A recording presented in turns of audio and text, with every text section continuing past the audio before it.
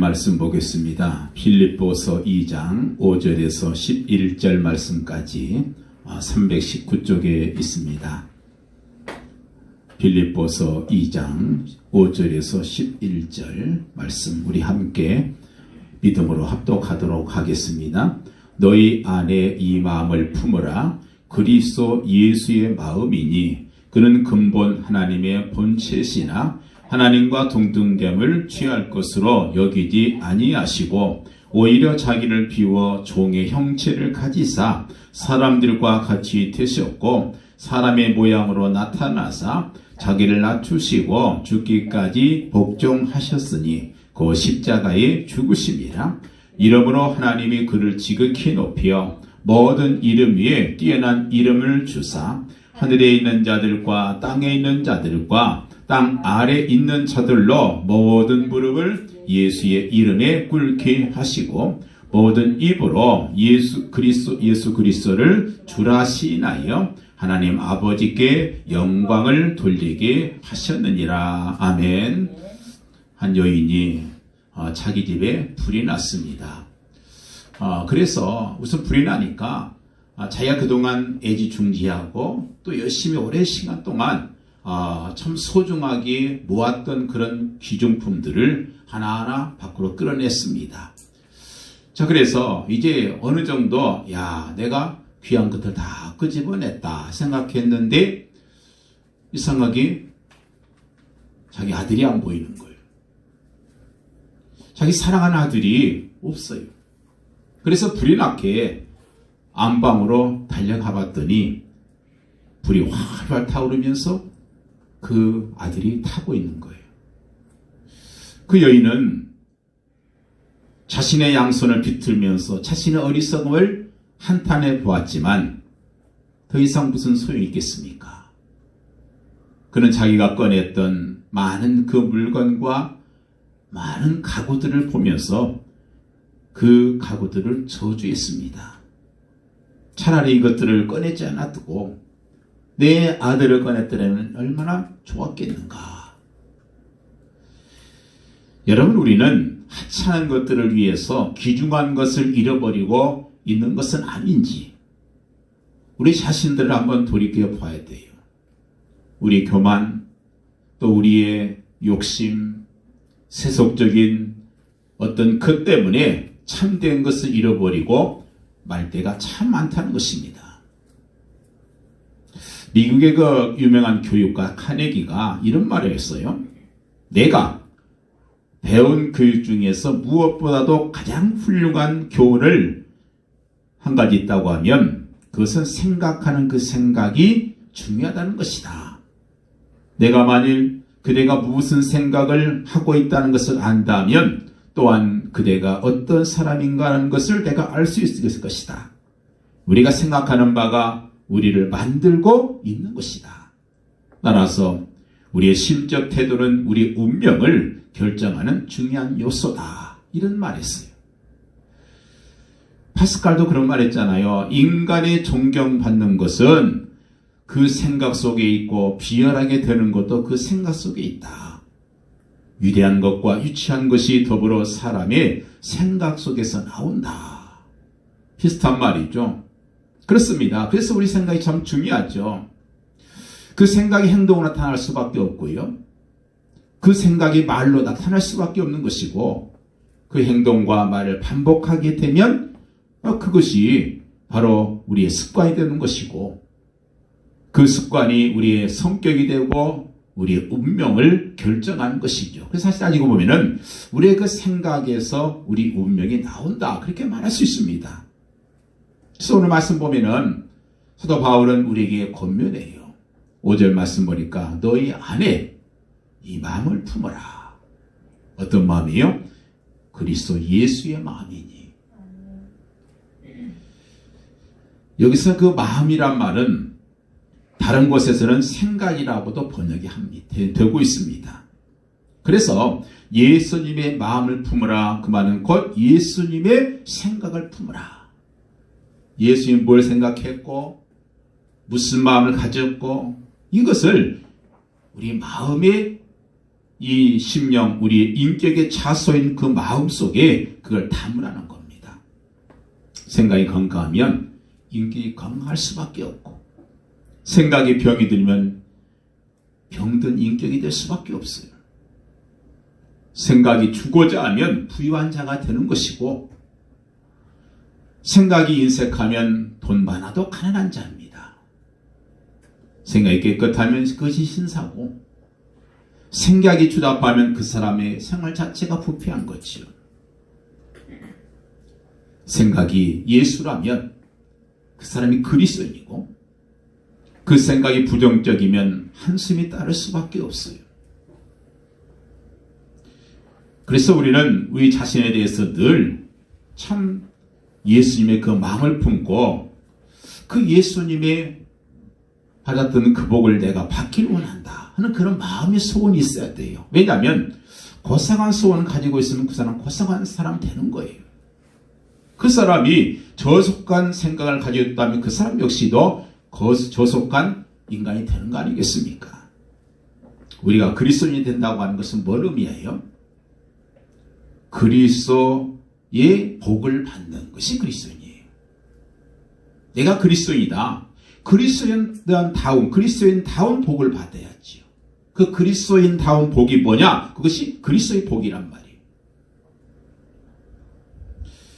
세상에는 두 가지 복이 있습니다. 하나는 소유의 복이 있고, 또 하나는 인격적인 복이 있어요. 내가 가진 물질 많으면 사람들은 복이 있다 그래요. 내가 명예가 있다 그러면 그 사람 복받은 사람이라 그래요. 내가 재산이 많다, 내가 학위가 높다, 그 사람 복받은 사람이라 말해요. 그리고 이런 사람을 가리켜서 우리는 뭐라고 부릅니까? 성공한 사람이다 그래요. 그 소유의 복을 많이 받은 사람은 성공한 사람이에요. 그러면 인격의 복은 뭐냐? 그래서 우리 삶을 통해서 우리 마음으로 얻는 복이 바로 그게 인격을 통한 복입니다. 그래서 위대한 사람으로 그 사람은 존경받죠. 그래서 소유의 복을 받는 사람은 성공한 사람이라고 부르고, 인격의 복을 받는 사람은 위대한 사람이다 이렇게 부릅니다. 네, 여러분 이걸 기억해야 돼요. 참 사람들이 소유의 복을 받으면 굉장히 부러워하지요. 그러나 인격의 복을 받으면 존경하고 사랑하게 돼요. 우리의 세상에서 가장 존경받고 사랑받는 복을 받으신 분이 있다면 그분이 바로 예수님이에요. 언젠가 우리 인생이 끝나는 날 내가 받은 소유의 복은 다 떠나가고 맙니다. 내 재산도 떠나가고, 내 명예도 떠나가고, 물질도 떠나갑니다. 그렇지만 인격적인 복은 하늘나라까지 계속 이어지죠. 사실 우리 예수님께서 이 땅에 계실 때 사실 소유의 복은 그렇게 많지 않았어요. 거의 없었습니다. 예수님 재산이 많았나요? 좋은 집이 있었습니까? 아니면 학위가 있었습니까? 명예가 있었습니까? 예수님은 소유의 복은 없었어요. 그러나 가장 큰 복을 받으신 분이 바로 예수님이에요. 그러면서 예수님께서 바울을 통해서 우리에게 말씀하는 거예요. 너희도 이 복을 받으라는 거예요. 아멘. 예수님이 예수님이 크신 것은 예수님의 마음을 가졌기 때문에 예수님인 겁니다. 사람이 이 세상에 태어나서, 사람으로 태어나서 그 사람됨의 소중함은 그의 인물에 있는 것도 아니고 그 육체에 있는 것도 아니라 그의 마음에 있습니다. 이 세상 살아가면서 나의 사람됨은 마음으로 표현되기 때문에 그래요. 하나님이 왜 하나님입니까? 하나님의 마음을 가졌기 때문에 하나님인 거예요. 천사가 왜 천사예요? 천사의 마음을 가졌기 때문이에요. 왜 악마가 악마입니까? 그가 원래 천사였지만 악마의 마음을 가졌기 때문에 악마가 된 거죠. 악인인 것은 악인의 마음을 가졌기 때문인 것입니다. 우리 하나님은 형상이 없으셔요. 그런데 성경에 보니까 하나님의 형상이 있다 그랬어요. 그 형상이 뭡니까? 바로 하나님의 인격이고 하나님의 마음이에요. 그런데 우리 인간을 지으시면서 그 하나님의 마음, 하나님의 그 인격을 바로 우리에게 담아주셨다는 거예요. 우리 인간의 마음으로 하나님의 마음을 담아주신 것입니다. 그래서 우리가 하나님을 닮고 사는 것은 최고의 영광이고, 우리의 최고의 영광은 하나님의 마음을 담는 게 있다는 사실을 우리가 꼭 기억해야 돼요. 이 세상에는 살아가면서 세 종류의 사람이 있다고 말할 수 있겠습니다. 하나는 육체로 사는 사람이 있어요. 육체대로 사는 사람, 먹고 마시고 입고 그렇게 사는 거예요. 그렇게 사는 사람이 있잖아요. 그의 삶의 목적은 오직 잘 입고 잘 먹고 잘 자고 편하게 사는 거예요. 그게 그들의 일생의 전부예요. 목적이. 머리로 사는 사람이 있지요. 지혜를 추구하면서 지리를 추구하면서 살아가는 사람이 있습니다. 그러나 마음으로 사는 사람이 있어요. 마음으로 하나님을 생각하고, 마음으로 사람을 생각하고, 마음으로 아름다움을 생각하고 하늘을 품고 살아가는 그런 사람들입니다. 우리가 인생을 살고 남는 것이 뭐겠어요? 마음 아니겠습니까? 내가 이 세상을 살아가면서 인생이 끝나고 나서 내가 이 땅에 남길 것이 뭔가? 내 인물 남기겠습니까? 내 피석 남기겠어요? 다 썩어지고 없어지고 흙이 됐는데 뭐가 남겠어요? 결국 인간의 삶의 마지막에 남는 것은 그의 마음이고 인격이라는 거예요. 그래서 하나님께서는 우리가 이 세상에 살면서 하나님과 마음으로 교제하기를 원하시는 것이고, 하나님의 음성을 마음으로 담아서 살기를 원하십니다. 물론 우리가 몸을 가지고 있죠. 생각이 있습니다. 그러나 하나님께서 우리에게 원하시는 것은 뭐예요? 우리 마음이라는 거예요. 잠언 23장 7절에 분명히 성경은 말씀하여 대저 그 사람의 생각이 어떠하면 그 위인도 그러하다. 마음이 선하면 선한 사람이고, 마음이 악한 사람이면 그 사람은 악한 사람이라는 거예요. 우리 사람들은 외모밖에는 못 봅니다. 그러나 하나님은 중심을 보신다. 마음을 보시는 분이라고 그렇게 말씀해요. 우리 사람들은 외모의 아름다움을 생각하고 인생을 살아갔잖아요. 그래서 어떻게든 잘 갖고 보려고 하고, 또 좋은 옷 입어보려고 하고, 아름다운 옷으로 외모를 꾸며보려고 합니다. 자기 얼굴에 불만을 가지고 살아가는 사람이 있어요. 나는 왜 이렇게 생겼는가? 근데 은혜를 받고 나면 그 자신의 얼굴에 만족하기 시작해요. 주님의 마음을 품고 세상을 보고 자기 얼굴을 볼 때 그 얼굴의 아름다움을 볼 수 있을 것입니다. 그래서 하나님의 말씀을 주야로 묵상한다는 것이 얼마나 중요한가를 우리가 깨닫게 돼요. 복 있는 사람은 악인의 길을 쫓지 아니하고 죄인의 길에 서지 아니하며 오만한 자의 자리에 앉지 아니하고 오직 여호와의 율법을 즐거워하여 그 율법을 주야로 묵상하는 자로다. 생각해 보세요. 항상 하나님을 마음속에 품고 말씀을 주야로 묵상하는 그런 사람의 그 모습이 얼마나 아름답겠어요. 그 마음속에 하나님만 생각하는 사람, 말씀만 묵상하는 사람하고 반대로 주야로 원수만 생각하고 주야로 억울한 것만 생각하고 나쁜 생각만 가득 찬 사람의 그 얼굴이 얼마나 다르겠어요. 하나님의 말씀 묵상한다. 그 말은요, 하나님의 마음을 내 마음속에 담는다. 그 말이에요.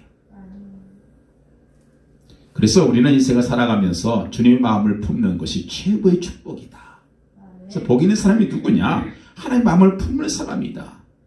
그래서 하나님께서는 오늘 우리에게 이 복을 주시기 위해서 사도 바울을 통해서 우리에게 말씀을 주시고 있는 거예요. 이 말씀은 책상에서 주신 것도 아니고 연구소에 주신 것이 아니라 바로 감옥에 갇혀 있으면서 그 마음속에 예수님을 품었기 때문에 그 품어보니까 너무 좋아서 오늘 이 빌립보 교인을 향해서 또 우리를 향해서 바울이 말씀하고 있는 너희는 이 마음을 품어라.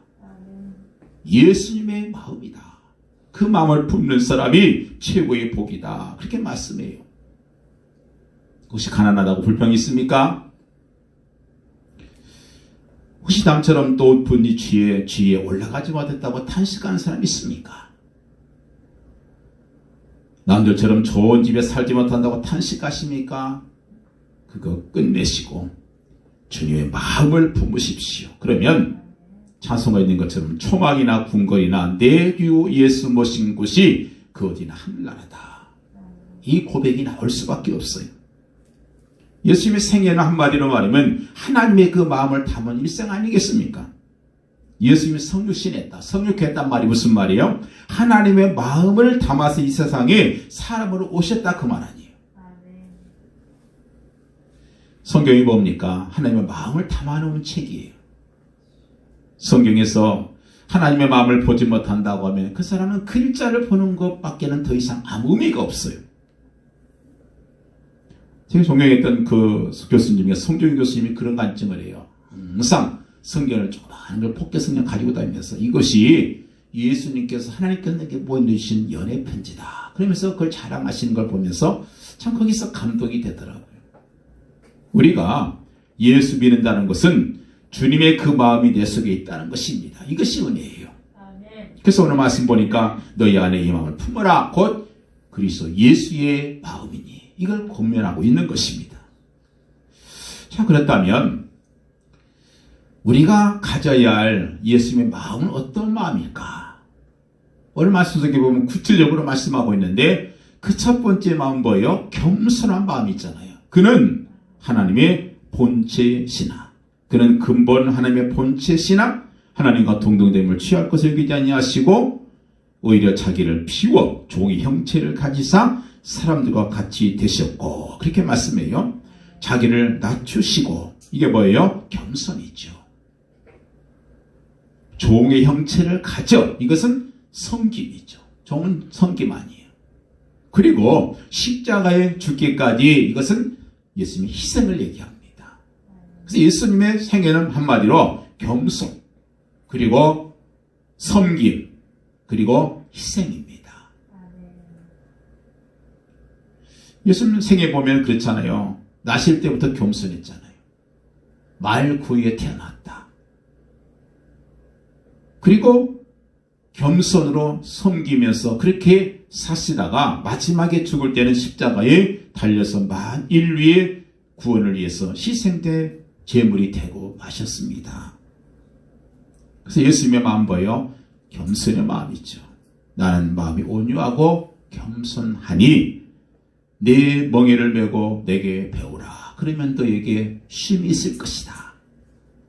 평안이 있을 것이다.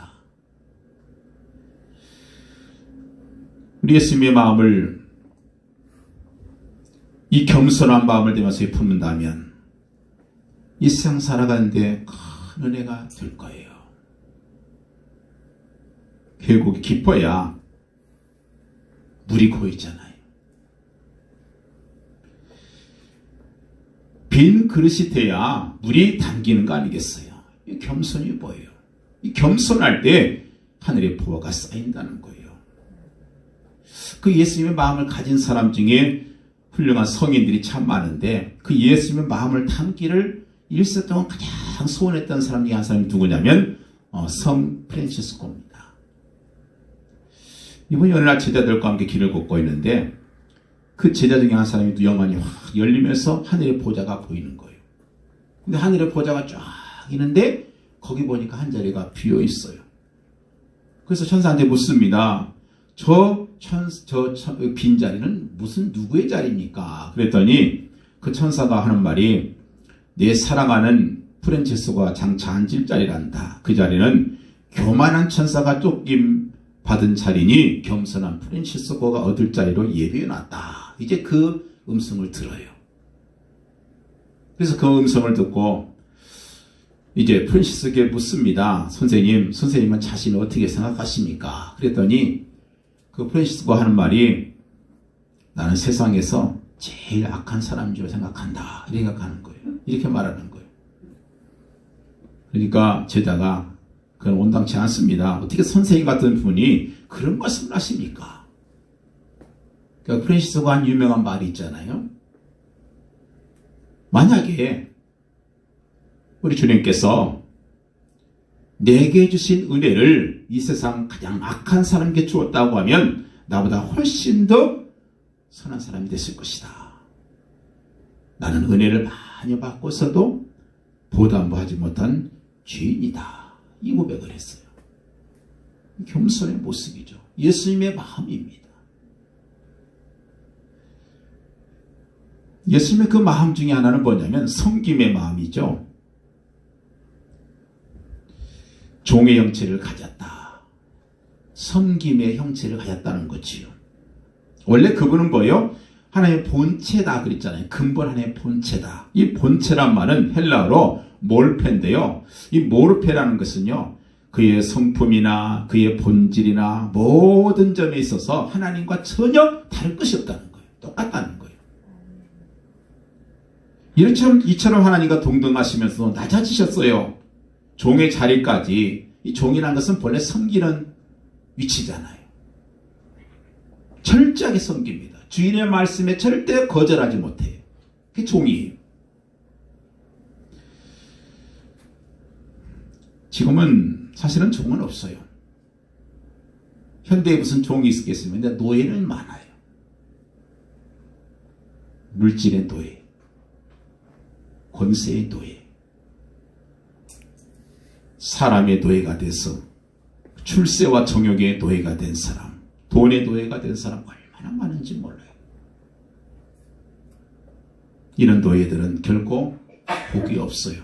그러나 우리 예수님처럼 이 섬김, 주님의 종이 되고 주님의 마음을 품어서 사람들을 섬기려고 한다고 하면 그 사람은 진정 하나님께 큰 복을 받은 사람인 것입니다. 마가복음 10장 44절 45절 말씀이 잘 아는 말씀 있죠. 너희 중에 누구든지 으뜸이 되고자 하는 자는 모든 사람의 종이 되어야 하리라. 종이 되어라. 인자가 온 것은 섬김을 받으려 온 것이 아니라 도리어 섬기려 하고 자기 목숨을 많은 사람의 대속물로 주려 함이라. 그랬어요. 이 교만, 여러분 섬김 받으려고 하고 겸손을 섬기려고 해요. 그게 차이예요. 교만한 사람은 계속 섬김 받으려고 그래요. 그래서 겸손한 자는 섬기려고 하고, 겸손은 남을 먼저 생각하고 남에게 유익을 주려고 하고 즐거움으로 종의 멍에를 맵니다. 그래서 주님은 항상 섬김으로 사셨고요. 겸손한 사람도 가는 곳마다 섬기게 되죠. 저 사람을 위해서 내가 뭘 도와줄까?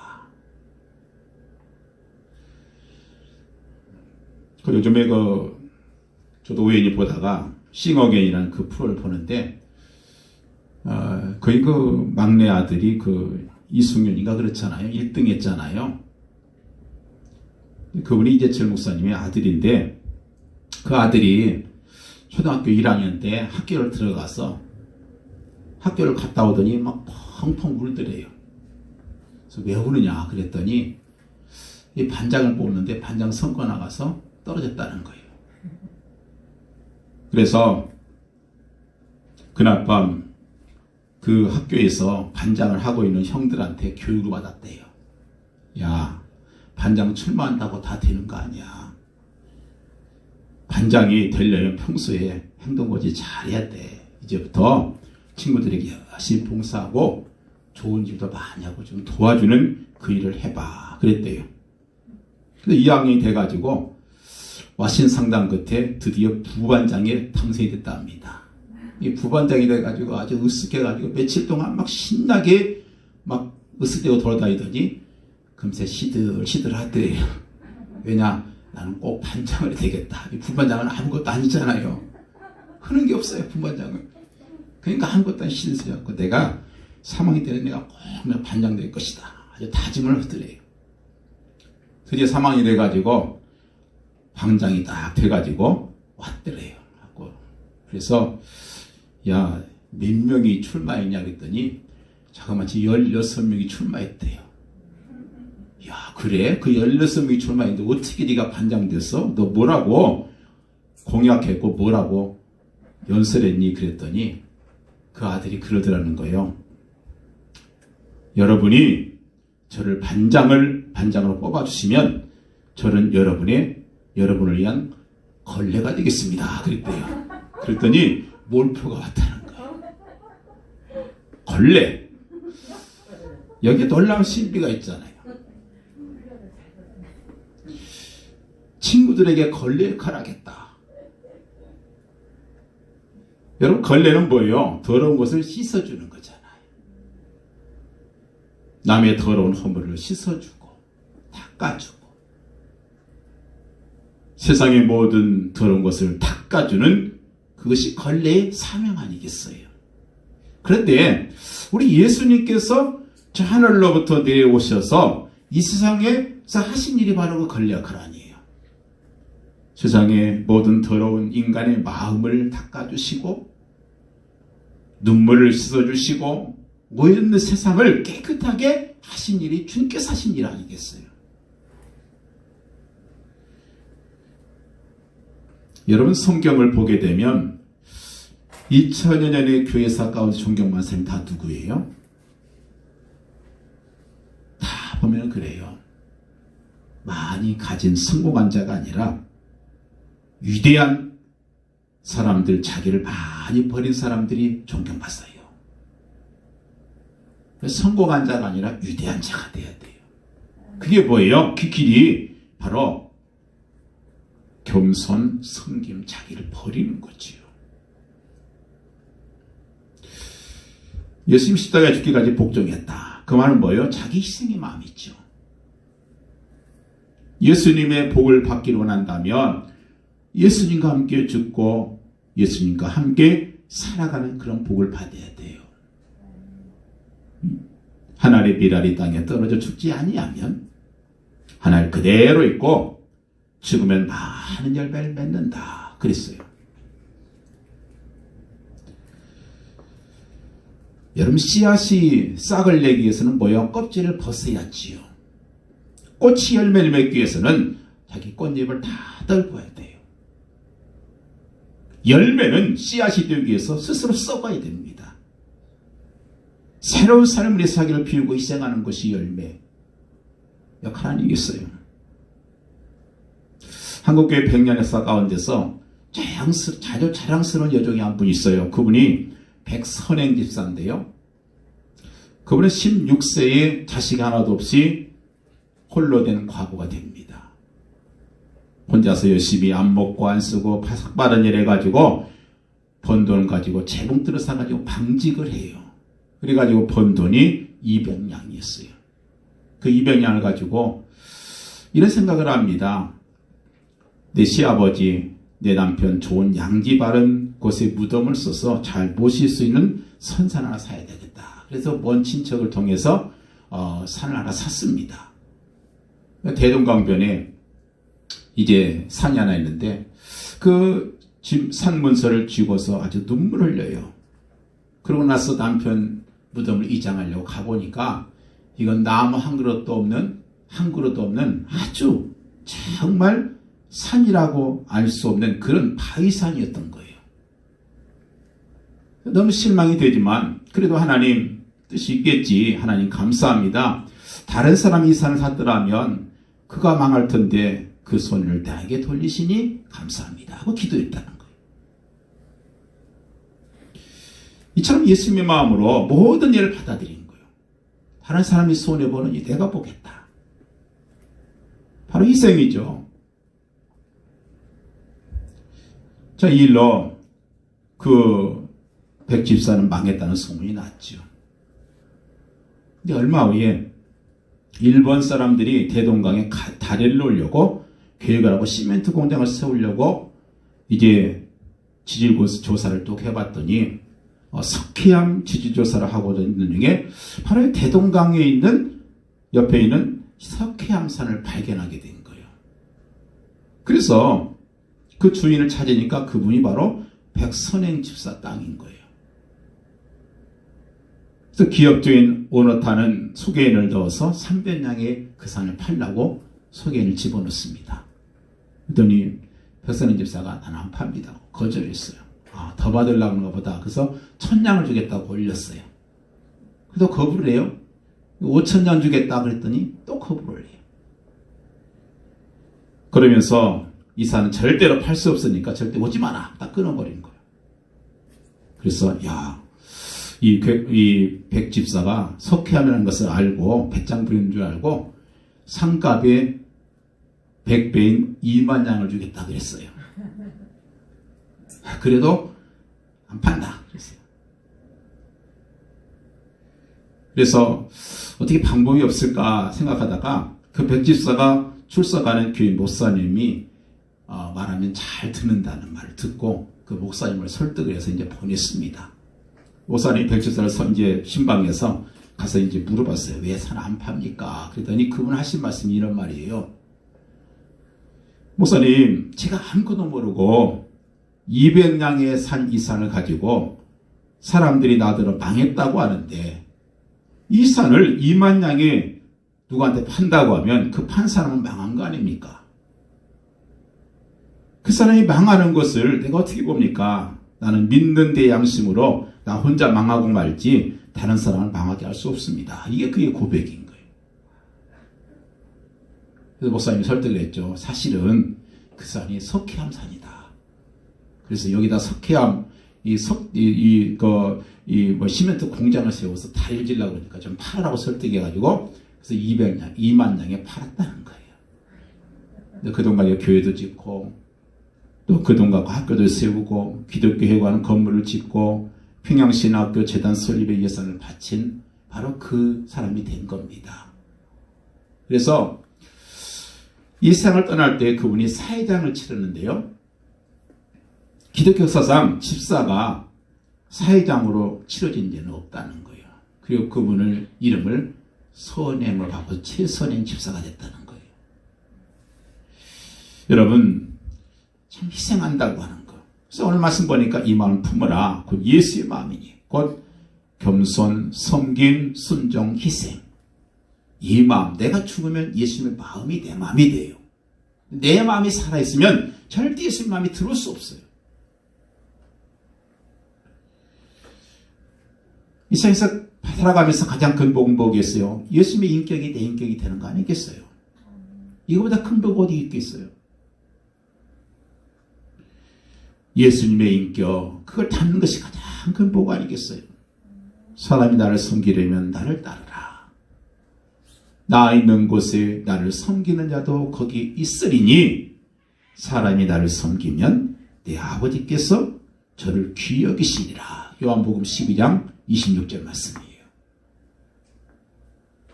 그래서 가장 큰 복은요, 귀하게 여기는 복이 가장 큰 복이에요. 어디 가든지 귀하게 여김받는 존재가 돼야 돼요. 귀중하게 여김받는 자녀, 귀중하게 여김받는 그런 그 사원, 귀중하게 여김받는 사장.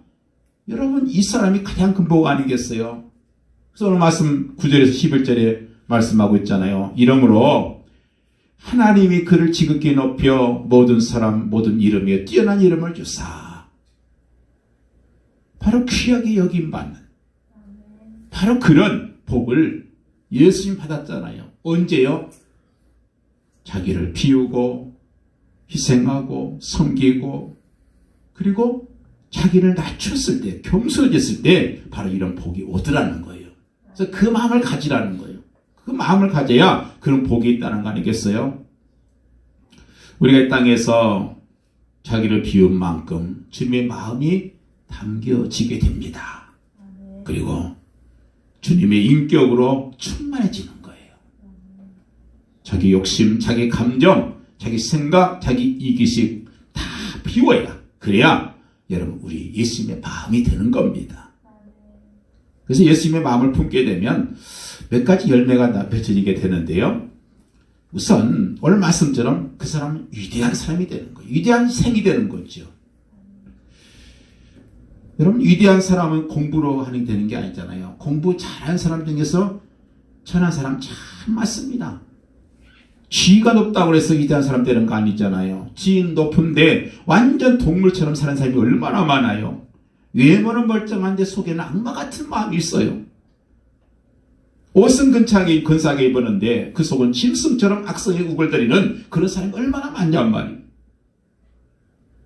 그런데 예수님의 마음을 내 마음속에 품으면 그 사람 어디 가든지 어떤 옷을 입었든지 그 사람은 위대한 사람이 되는 겁니다. 우리나라의 존경하는 민족의 지도자 중에 한 분이 김구 선생이죠. 그분이 서문의 아들로 태어났습니다. 그래서 그 당시 출세하는 방법은 과거에 급제하는 거예요. 그래서 열심히 공부를 해가지고 여러 번 시험 봤는데 계속 낙방을 하는 거예요. 왜냐하면 그 당시에는 2조 말에 전부 다 돈으로 매관매직하는 그런 시대라 돈이 있어야 학교 갈 수 있는데 돈이 없으니까 학교를 못하는 거예요. 그 아버지가 그랬어요. 야, 너는 과거에 급제할 그런 팔자가 아닌가 보다. 그러니 그냥 관상이나 봐서 먹고 사는 관상쟁이나 되라. 그러면 책을 하나 사줬어요. 그래서 열심히 이제 그 관상책을 보고 공부를 하는 거예요. 공부를 한참 하다 보니까 뭔 생각이 드냐면 다른 사람 관상 봐주기 전에 내 관상부터 먼저 보자. 자기가 공부한 관상책에 비교해서 자기 얼굴을 이렇게 쫙 한번 관상을 봤더니 자기 관상을 보니까 일생 동안 가난한 상이고요. 거기에다가 살인자 상이고 거기에다가 풍파가 많을 상이고 비명의 갈 상이고 감옥에 갈 상인 거예요. 야, 이렇게 안 좋은 관상 가지고 내가 누구 관상을 봐주겠냐. 그리고 책을 던졌습니다. 근데 마지막 장에 이런 얘기가 나오는 거예요. 뭐라고 나왔냐면 관상은 불여 신상이고 신상은 불여 심상이다. 이게 무슨 말이냐면요. 관상은 신상만 못하고 신상은 심상만 못하다. 그러니까 관상보다 더 중요한 게 전체 신상, 몸신 신상이고 그 신상보다 더 중요한 것이 바로 마음이다. 이게 그 말이 마지막에 써지는 거예요. 그래서 이걸 보고 이 생각을 해요. 내가 비록 관상은 별로 좋지 않지만 이렇게 불행한 사람으로 되어 있지만 내 마음으로 정말 민족을 사랑하고 나라를 생각하고 의롭게 살고 바르게 살아서 사람답게 살자. 그러다가 그분이 청년 시절에 주일학교에서 여선생 주일학교 선생님을 만나게 돼요.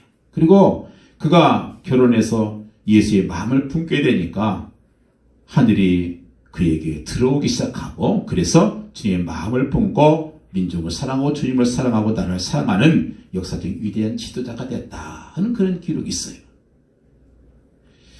여러분 혹시 관상이 안 좋다고 여러분 그거 생각하지 마요. 예수님 관상 좋았을 것 같습니까? 예수님 관상이요? 안 좋았어요. 이사야 52장 53장 2절의 말씀 보면 이런 말씀이 있어요. 그는 연한 손 같고 마른 땅에서 나온 줄기 같아서 사막에서 나온 줄기 같아서 고운 모양도 없고 풍채도 없은즉 우리의 보기에는 흠모할 만한 아름다운 것이 없도다.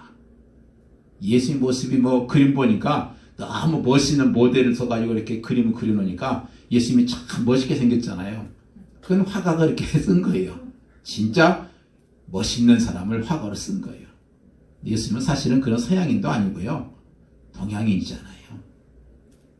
모델은 서양인이잖아요. 거기 그 바리새인들과의 대화 가운데서 예수님께 이런 말한 게 있어요. 네가 50도 못 되었거늘 아브라함을 보았다고 하느냐. 이런 말이 나와요. 지금 예수님은 30대잖아요. 너 50도 못 됐더니 그 말 들으면 여러분 기분 좋겠어요? 30대가? 50대가 돼도 결혼했습니까? 총각입니까? 이 말 들으면 기분 좋지만 아직도 처녀 같습니다. 그럼 좋은데 30대밖에 안 되는데 50도 아직 안 됐다. 기분 나쁘잖아요. 예수님이 좀 별로 그렇게 관상이 좋은 것 같지 않아요.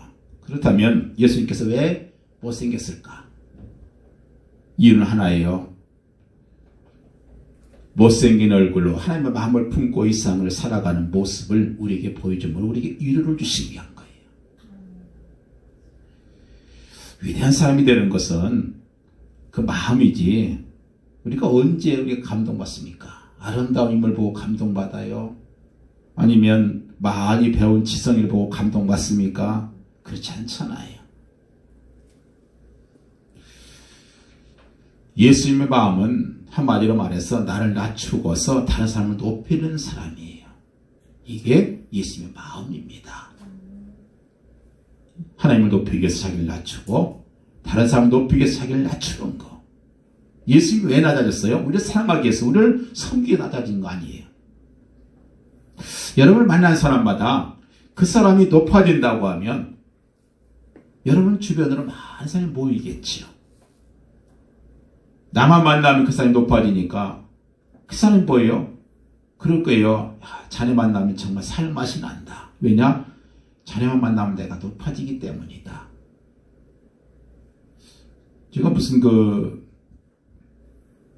책 중에서 그 어떤 이 소통이나 그 언어 이걸 보면서 아주 훌륭한 그런 MC가 있는데 그 중에 한 사람이 유재석을 뽑더라고요. 근데 유재석이 그렇게 유명하고 최고의 MC가 된 이유 중에 하나가 뭐냐면 그는 MC를 맡게 되면 많은 사람을 세워준다는 거예요. 많은 사람을 잘 드러나도록 부각시켜주는 그런 사람이라는 거예요. 그래서 좋아하는 사람이 많지 싫어하는 사람이 없다는 거예요. 여러분, 세상에서 나를 가장 높여주시는 분이 누굽니까? 바로 예수님이에요. 그래서 예수님께서는 말구이의 천안자리에 나신 이유가 뭐겠어요? 나는 어떤 아이보다도 나보다는 더 좋은 것에 태어났다. 이걸 보여주기 위한 거예요. 예수님의 그 얼굴이 그렇게 고운 모양이 아니었던 것은 인물 때문에 열등의식 가진 자에게 너 인물 때문에 고민하느냐? 나는 모양도 없고 풍채도 없고 못생긴 사람이 내가 태어났기 때문이다. 너는 용기를 내라. 이 말씀 주시기 위해서 그렇게 됐다는 거예요. 가난 때문에 낙심하고 괴로운 사람에게 나는 가난해서 머리 둘 것도 없었다. 그래서 여러분 이처럼 예수님의 그 마음을 품게 되면 다른 사람을 높이는 사람이 되죠. 항상 결심하십시오. 하나님, 내가 누구를 만나든 그 사람을 높여주는 삶이 되길 원합니다. 하나님은 교만한 자를 물리치시고 겸손한 자에게 은혜를 주신다 했다. 그랬습니다. 겸손한 사람들이 다른 사람부터 존경받죠. 유명한 D.L. 무디 말 가운데 이런 말이 있어요. 믿음은 최대의 것을 얻게 만들고 사랑은 최대의 역사를 일으킨가 하면 겸손은 가장 많은 것을 보존한다. 그런 얘기가 있어요. 한국 교회상에서 굉장히 감동적인 일화가 있는데 경남 남해군 이동면 탐정리 섬에서 출생한 이자기라는 청년이 하나 있었어요. 너무 가난해가지고 먹을 게 없어가지고 어떻게 먹고 살까 그러다가 곡창지대인 김제로 왔습니다. 그리고 어느 부잣집 찾아가서 밥만 먹어주면 내가 열심히 일하겠습니다. 그랬어요. 그래가지고 거기서 머슴살이를 합니다. 근데 그때쯤에 미국 남장로교회 최의덕 선교사가 김제에 와서 선교활동을 하면서 교회를 짓습니다. 그리고 거기에서 이자익이라고 하는 바로 그 머슴과 그의 주인인 주인을 함께 이제 전도를 해요. 그래서 이제 그 두 사람을 함께 이자익과 그 주인을 가족을 전도해서 함께 세례를 받습니다. 그 다음에 그 전도로 김제 금산교회를 세워요. 그래서 이제 교회가 커지다 보니까 나중에 이제 영수를 세웠어요. 영수는 장로 바로 밑인데 영수를 세우는데 누구를 세우게 되냐면 주인인 조삼덕과 머슴인 이자익을 함께 교회 영수를 세우게 돼요. 그런데 이 최의덕 선교사가 선교활동 범위가 넓어지니까 더 이상 주일예배를 인도할 수가 없게 된 거예요. 그래서 누구를 이제 설교자로 세우게 되냐면 바로 이 머슴인 이자익 청년을 조사로, 지금 말하면 전도사죠. 전도사로 임명을 해가지고 설교를 맡아서 하게 했습니다. 근데 그 주인인 조삼덕 영수가 뭐라고 했냐면, 우리 집에서 머슴으로 일하던 일꾼이 교회 조사가 됐다니 얼마나 자랑스러운가. 그러면서 그 설교 들으면서 은혜를 받는 거예요. 그러다가 1908년도에 금산교회에서 장로를 처음 선출합니다.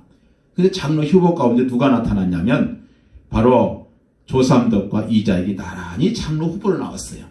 근데 문제는 뭐냐면 돈 많은 조삼덕이 주인이기 때문에 장로가 될 줄 알았더니 그 머슴인 이자익이 장로가 돼버린 거예요. 선출이. 그러니까 사람들이 웅성웅성하죠. 야, 이거 큰일 났다 이거. 그랬는데 그때 그 조삼덕 영수가 이런 말에서, 교우 여러분 전 참 감사합니다. 저는 나이가 많아서 교회 봉사하기가 어려운데 이자익 영수를 장로로 선출해 주셔서 일하겠으니 참 감사한 일입니다. 우리 이자익 장로를 잘 받들어서 교회를 잘 섬깁시다. 그랬어요.